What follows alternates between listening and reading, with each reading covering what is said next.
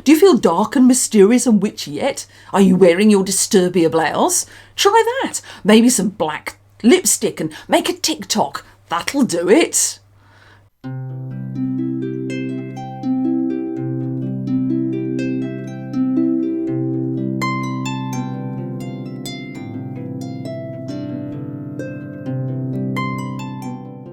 Hello and welcome to Grumpy Old Crone with me, Annie, where I'm going to be spending the next half an hour or so moaning about things that don't matter very much in the witchcraft and pagan communities.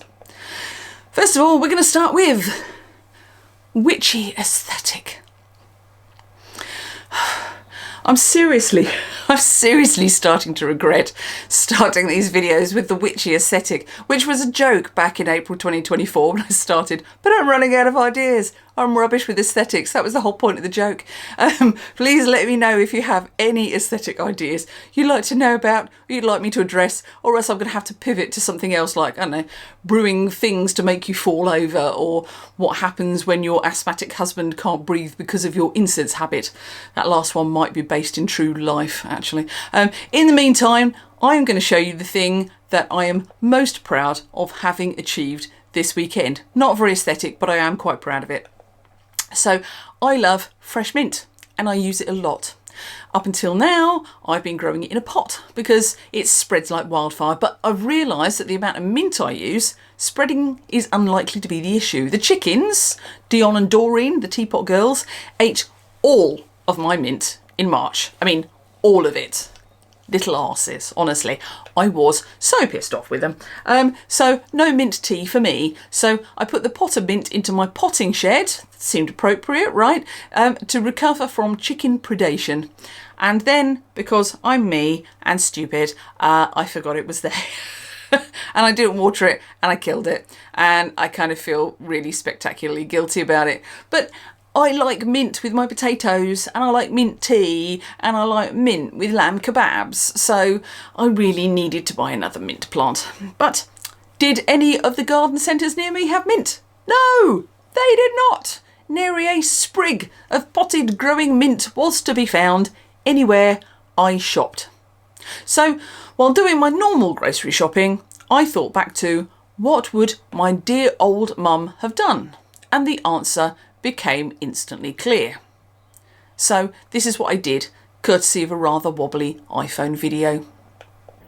Handy hints if you can't find anywhere to buy a mint plant, you know, like an actual growing plant, buy like one of these bags of mint and then take a good bit out, cut the end off it, stick it into some water, and after a few days, can you see all those little roots? It sends out roots and starts growing again. And if at this point you put it into some dirt, put it into a pot, what you end up with is this, a very healthy mint plant ready to go out into the garden. I bought that bag of mint about a week ago and I stuck 2 bits into water. One you saw back in the kitchen, I haven't potted up yet. This one I potted up a couple of days ago and look at it go. That's absolutely taken. I now have a mint plant. Hurrah. And still enough mint to make mojitos. So, you know, I think that's a winner. So now I have 2 very healthy growing mint plants, which I'm going to put into the ground in about a week or 2, and we'll see how far they spread. The parsley in my hanging basket is doing quite well too. So I might even transplant some of that as well.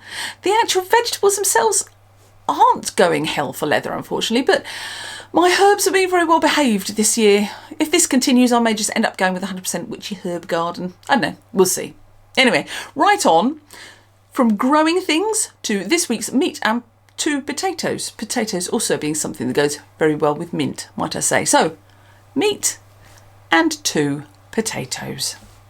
So this is something that I have touched on recently, but I really wanted to kind of like open it up and get stuck in, which is why I think it's very important in witchcraft to have opinions, right?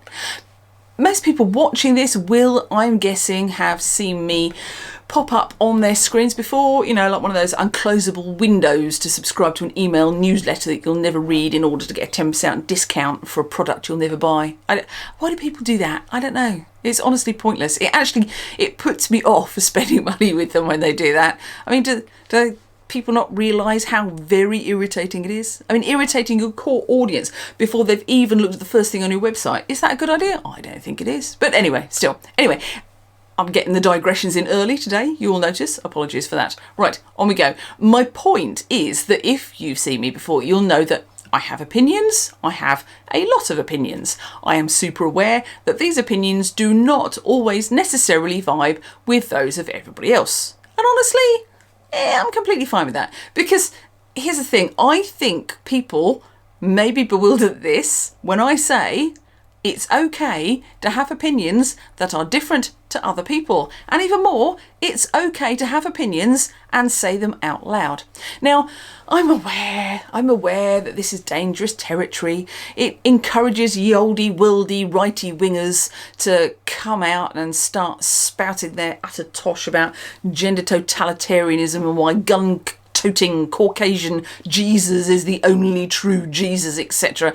I mean, it's obviously all tosh, isn't it? And I shall continue to treat it with the disdain and the disparaging humour that it deserves whenever I see it. But what I want to talk about today is the other end of that sliding scale.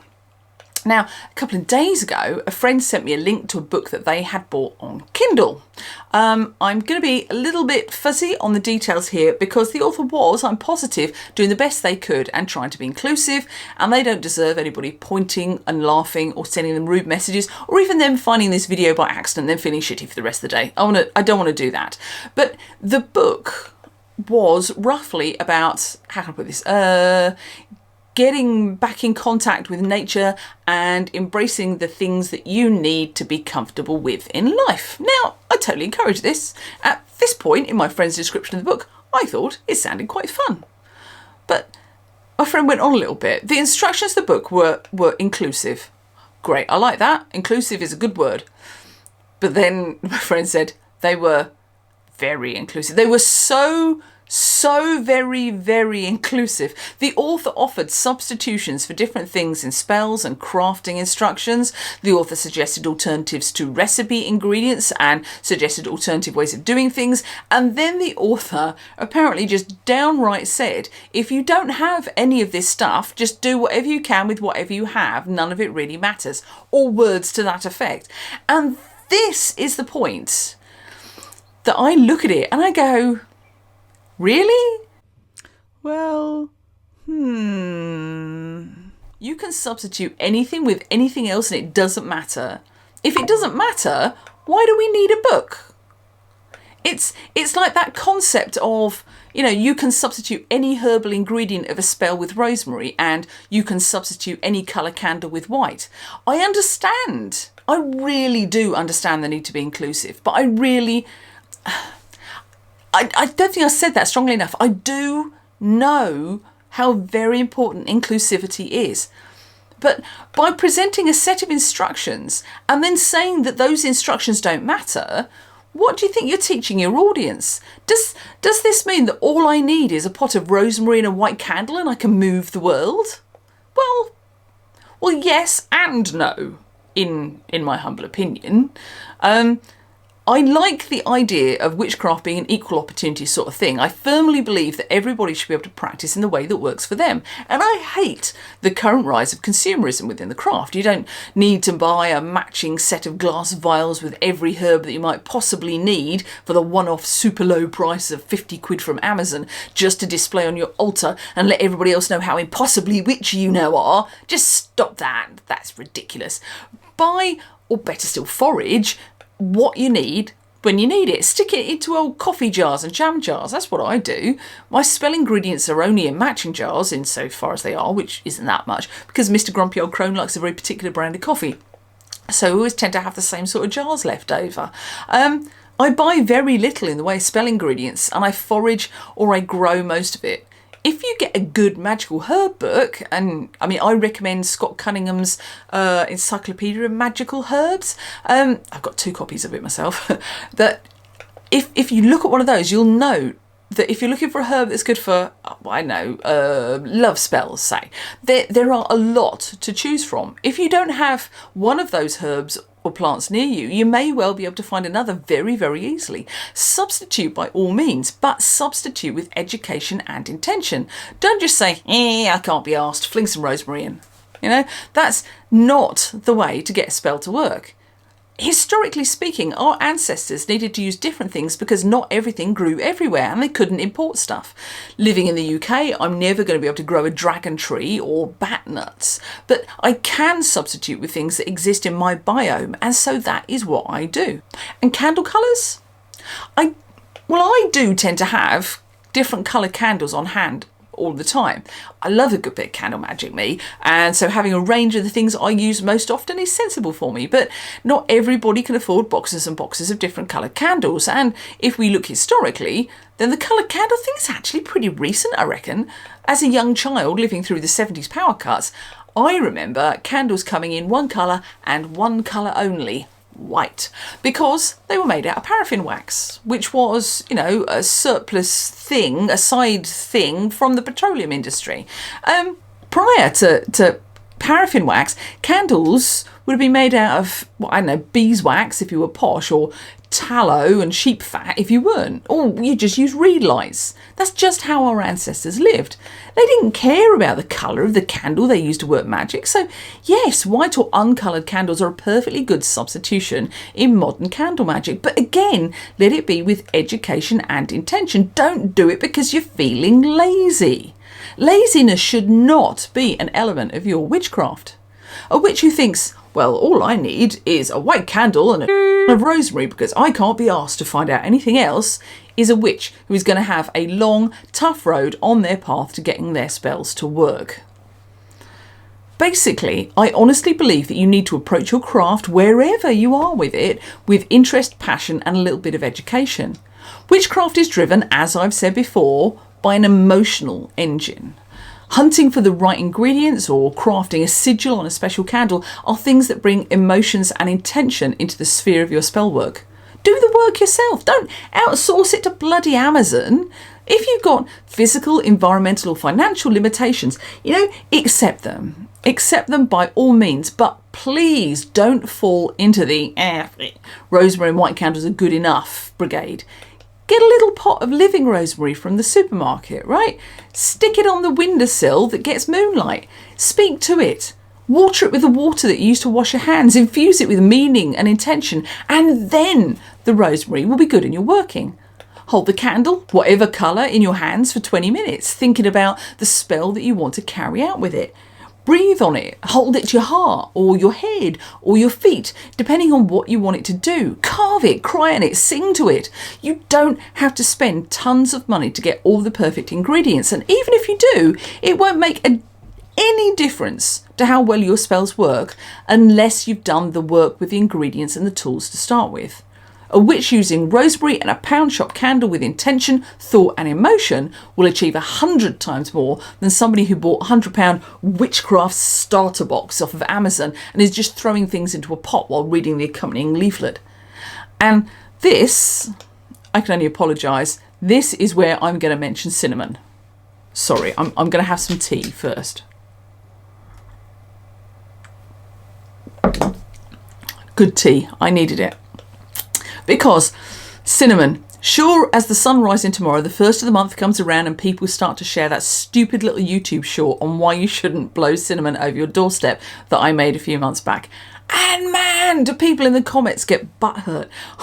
I may have to do a quick little From the Vaults video just on the cinnamon comments at some point because I'm pretty confident that I'm going to keep collecting them as time goes on. But I want to address it here first. Because I don't really like YouTube shorts as a medium. It's not my thing. I mean, you don't have the time to digress on a short for a start. And as you know, digression, I am the digression queen. So I've only made like a little handful of YouTube shorts. One of them is the Don't Blow Cinnamon one. And another in fact, I think it's like the next one along, is there's nothing wrong with making up a new tradition thing, which casual observers always point at while shouting, hypocrites. I mean, I get it. If you aren't really listening to what I'm saying and you're in some kind of YouTube-induced fugue state, then yeah, it does sound a bit like that. But that's not what I'm saying. What I'm saying in the cinema short is that I detest all of these people doing something because a Facebook meme told them to. There's zero intention or understanding of the magical engine behind an action like this. People are out there blowing cinnamon over their doorsteps on the 1st of every month, feeling proud of themselves for being a witch. Well, congratulations, Beverly. You've blown cinnamon over your doorstep. Do you feel dark and mysterious and witchy yet? Are you wearing your Disturbia blouse? Try that. Maybe some black lipstick and make a TikTok. That'll do it. No, you're not a witch because you chucked some cinnamon over your doorstep while saying so mote it be. I mean, do you even know what that means? Do you? Go and look it up, Beverly, right now. Google, I don't know what, who says so mote it be, and then come back. I'll be waiting. I'll just have some tea. For those who can't be asked to go and look, I'll let you know here and now, it was the Freemasons. Yorkshire tea, very nice, in my hexalotl mug. Yum, yum, yum, yum. Crowley and Gardner, both Freemasons. So presumably, Beverly's come back. How you feeling, Beverly? Yeah, right. Guessing there's a lot of people feeling a bit more conflicted over that phrase now, right? I mean, it's certainly old, 14th century, but oh boy, is it exclusionary. I don't have time to go into Masonic lore right now and how that feeds into modern paganism, but let's just say, if you are a female identifying person, maybe that's not the best phrase to use. I get that it's archaic language and some people like archaic sounding things to add power to what is essentially a fairly modern practice. Once again, I know there's a whole argument to be had about the history of paganism. I don't have time to have it here. Another day perhaps, but not now.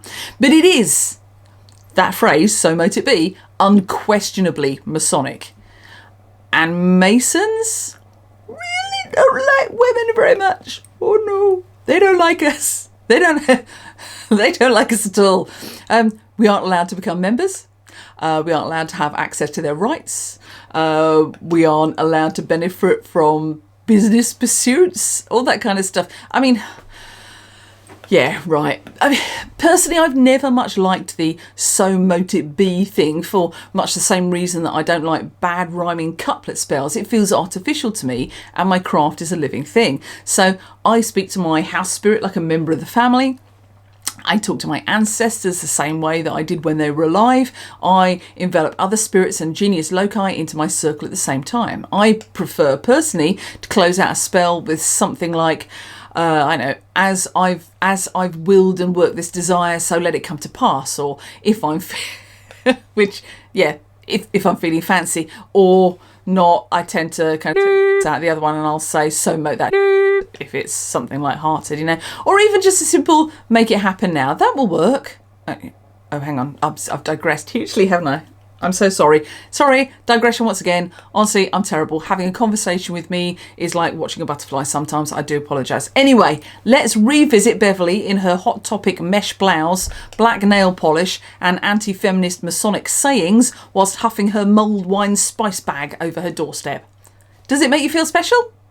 I think it does, which is why these people do it. It's a tiny little bit of witchcraft without doing that might be singled out as, you know, satanic. And most annoyingly, it'll do very, very little. I mean, don't try to claim a lineage for this practice. Don't come at me saying, well, hoodoo practitioners use powders. Yes, they do, Beverly. Things like go-away powder and goofer dust. But are we descended from enslaved peoples? Are we? Look at me, Beverly. I'm whiter than milk. I'm English. The main claim of white English people to cultural diversity is that we attempted to exterminate it and steal all of their cool stuff whilst they were dying. We do not get to suddenly claim hoodoo powder practice because we want to lob a cinnamon stick into our living room. No, bad Beverly. Bad Beverly.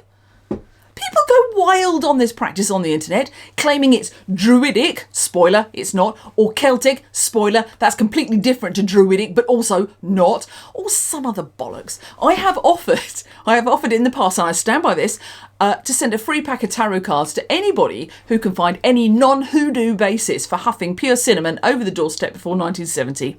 I stand by this. Nobody's taken me up on it yet, and I've got no idea if they've gone looking. But honestly, if anybody can find any evidence of this prior to 1970, the cards are yours. I'll find you a nice set, don't worry. And you know what? That's the bit that people seem to take issue with, me saying that it's not ancient. And then the next YouTube short from me saying that it's perfectly okay to start a new tradition. Am I a hypocrite? Yeah, probably. A bit. I think we all are a bit. I'm no exception, but not on this subject, because my issue is not with cinnamon being blown. It's by people doing it because a Facebook meme told them to, without any sense of understanding what the hell they're doing, and then being, oh, so very witchy, by telling everybody about it on Facebook. Because it's not real if you don't tell other people, right? If you want to blow cinnamon, then do it, but do it with education and intent. Don't pretend that you, Mrs. Beverly White Bread from Bognor Regis, are a hoodoo practitioner. You aren't. If you can't tell me what goofer dust is and how to use it without looking it up on Wikipedia first, then I'm calling bull poo. But if you want to start your own tradition of blowing cinnamon over your doorstep, then let's look at that. What I'm talking about is starting something new with meaning, emotion, and power behind it, not just coughing spices into your house. First up, why the first of the month? You realise that's the Christian calendar, right? Why not do something with the moon cycle, waxing and waning depending on your intention? If you're blowing good luck into your house, then do it on the waxing moon. Maybe repeat it every day at dawn on the waxing moon to pull the hot, savoury, speedy energy of cinnamon in. Make sure your door wards are down and then reinstall them afterwards, or else the hot, savoury, speedy energy of cinnamon may pull something else in as well. Leave this cinnamon on the floor, or else you're just sweeping your good luck away. Be careful, as a lot of pets will react very poorly to cinnamon, so maybe not cinnamon if your cat is likely to need a vet visit afterwards. What else has that good luck, money energy? Well, we were talking about it earlier. How about mint, right? How about mint? Mint's good. It spreads. It's very fresh. It's good at settling down ill health, poorly stomachs, things like that. So you'll get a double whammy of good health too. But maybe having dried leaves all over your floor for 14 days out of every month is not really your style. I mean, there are worse things on my floor sometimes, but we're not going there right now. Anyway, but if you follow a more Wiccan path, your breath, in terms of blowing, can negate some of the power. So maybe throw them, or the mint energy might work better if it's actually a living plant. If you don't want to get up at dawn for half the month, how about putting a living mint plant inside your door and another one outside your door? Maybe, going back to what we were talking about earlier, maybe grow 2 cuttings from the same plant, and then you'll have an energetic link between them. The outside one will attract the good luck and good health, and then transfer it to its twin indoors. All you have to do is exclude living energies from your door wards, and you're good to go. You'll get the luck without the dodgy kind of spiritual blur that could happen otherwise. So yeah, welcome to the inside of my magical head. So from Facebook telling us to huff cinnamon, I've gone to having 2 living plants either side of your boundary, constantly generating good luck and good health. You could do the same with dried bunches of mint, or like little sachets hung inside and outside, although I'd probably look at replacing those every couple of months or so to keep the energy strong. But people won't do this. They won't follow the magical path through in a way that works for their own developing practice. Beverly will just continue to blow cinnamon, sweep it off afterwards, and think that it's okay to take the practice of an enslaved people if it allows her to do something that makes her feel cool. And it won't bloody well work. Don't be like Beverly. Anyway, I think that's enough ranting for one day. Let's look at what I did last week. In exciting news, it featured the largest spoon I've ever owned. And that's just me getting excited about that, right? Yeah? Oh well, anyway. Sorry, the positive bit! Here comes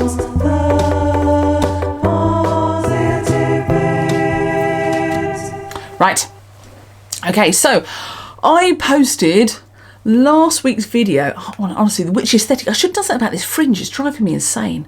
Maybe that's next week. Witch's aesthetic. How to badly cut your fringe with a pair of nail scissors. Maybe that's it. Anyway, sorry. I posted last week's video a little bit early because I was off having a little bit of an adventure with some friends in a field. One of the things that Mr. Grumpy Old Crone and I love is, warning, nerd alert, The Witcher. Primarily the games, but also the books. Grudgingly the TV series, but definitely not the TV series without Henry Cavill. Anything Witcher that does not have Henry Cavill in a bathtub naked is no, it's just wrong. Anyway, we went to a fantasy festival a few years ago. It's called Fantasy Forest, for those who are interested and want to look it up, where we met a group doing the sort of fantasy recreation of The Witcher. I mean, not literally, because, you know, copyright and being honest people and all that stuff, but close enough that we kind of shouted, "Yay, swords!" And then they adopted us. It's been a love story for the ages with swords. They're mostly a group of glorious heathens with a couple of old-fashioned witches like us thrown in for good measure, so we fit right in. They're really lovely. Every year, give or take, we try to get together, work out camp setups for any events later in the year, and drink a large amount of mead and beer around a campfire. Usually there are swords and axes, and this year we were blessed with a haunted toilet block, which was a definite draw for me, I must say. One of our members has horses, so has a field, which is where we ended up camping. This had the definite bonus of being away from public camping sites, as people can get a bit twitchy when large beardy and non-beardy men start attacking each other with steel swords. It also meant that I could break out my old reenactment cooking gear and have a dry run of feeding a dozen people from a single cauldron. Honestly, a fire in a cauldron and an unfeasibly large spoon is just about all it took to keep me happy over the course of an entire weekend. We had brilliant company, only one journey to A&E, I'll take that as a bonus. We set up, took down and reset up tents several times, working out an optimum setup for events later in the year, and it didn't rain once. Awesome luck in May in England, I think, frankly. Yeah. A high point of the weekend was A, drinking a lot of mead and cider, and B, the bit where one of our host's family friends visited to show off their new puppies. Puppies! 4 puppies! Tiny, tiny little border collie German Spitz cross puppies, who all needed a lot of very serious cuddling, I can tell you. You've never seen so many fierce, sword-wielding men dissolve so quickly into gooey puddles of adoration as when they were given puppies, who probably climbed into their beards and went to sleep, squeaking happily occasionally. I mean, the puppies were squeaking, not the men. Well, actually, now I think about it, yeah, some of them were squeaking too. But still, anyway, it was a great weekend. And I've got some pictures of the lovely time that we had just to prove it. I am totally in love with this picture of me and my cauldron and the battle spoon that my friend Maxine took. On we go. This was a Zeracanian stew from the Witcher cookbook. Yum, yum, yum, yum, yum. And there we are all attempting to put up a tarpaulin that none of us actually knew how to put up. But we did get there in the end. That's the purpose of these weekends. And then finally, all made worthwhile by mead, good friends, campfire. Maxine and Steve, our potions mistress and swordmaster, will be at the London Film and Comic Con at the beginning of July. If you too, like me, are a huge nerd and fancy picking up some Witcher merchandise, look them up. Whilst we don't run our own website, we're generally too busy waving swords around. If you search Academy of the Wolf on most social media sites, you should find us. There's just something really wonderful and grounding about spending a whole weekend outdoors and coming back happily, kippered in wood smoke and properly tired. I could live my entire life indoors, I sometimes think, in front of a screen, as demonstrated by lockdown, but I function so much better when I get to spend serious amount of times outside. So, if you're feeling a bit low today, my suggestion would be to go outside for a bit. Find somewhere with a little bit of greenery, a park or a woodland is ideal. Take off your shoes and just feel the earth beneath your feet. If you aren't already, this is the perfect time to start falling in love with the land that you live on. Right, I'm going to leave you there. I'm going to go off and get on with the rest of my weekend. I'm going to finish my cup of tea, which hasn't quite died of frostbite yet, but is getting there. So have a lovely rest of the weekend, and I'll see you soon. Bye!